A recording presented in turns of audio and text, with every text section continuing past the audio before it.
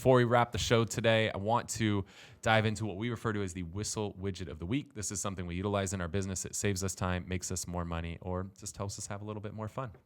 This is something I found on TikTok, speaking of, and I thought this was a brand new thing. And after doing a little bit more research, I found it existed in more ways than not. And I also think this is going to be great for you realtors out there, especially holding open houses, especially as we're going into the summertime season. We're recording this in May. And outside, we do a lot of open houses outdoors, evening, sunset open houses, and that's when the mosquitoes like to come out.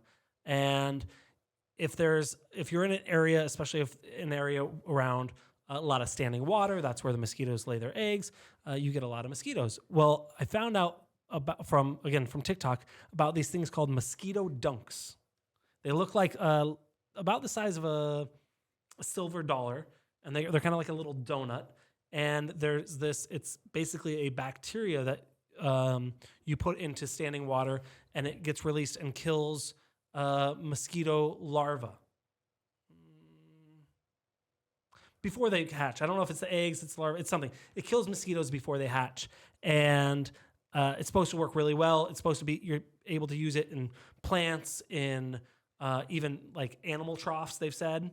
They said don't put it in your own drinking water. But if you have standing water, if you have a bucket sitting by the front door, dump it out. But if you have animal troughs, you have a pond or something like that, Mosquito Dunks. They're pretty cheap on Amazon. And I just bought some because we have some standing water in our drains. And we go out there at night and the mosquitoes explode out of there. So that's my widget of the week. Cool. The one I'll jump into, all the rage over the last few months has been ChatGPT, and people have been blown away at what it can do and how smart it is. But ChatGPT's got a little competitor. I don't know, by our friends over at Google. I don't know if you guys have heard of them, but Google's... How do you spell that? I'll Google it. Don't worry. Yeah. Their version of this is pretty amazing, and it's fully connected to the internet, which the basic version, at least, of ChatGPT is not internet connected, so you're not getting real-time current data. I believe the GPT-4 version, which is a paid version, you can be internet connected, but this is, being that it's made by Google, is very internet connected, and it's called Bard, B-A-R-D.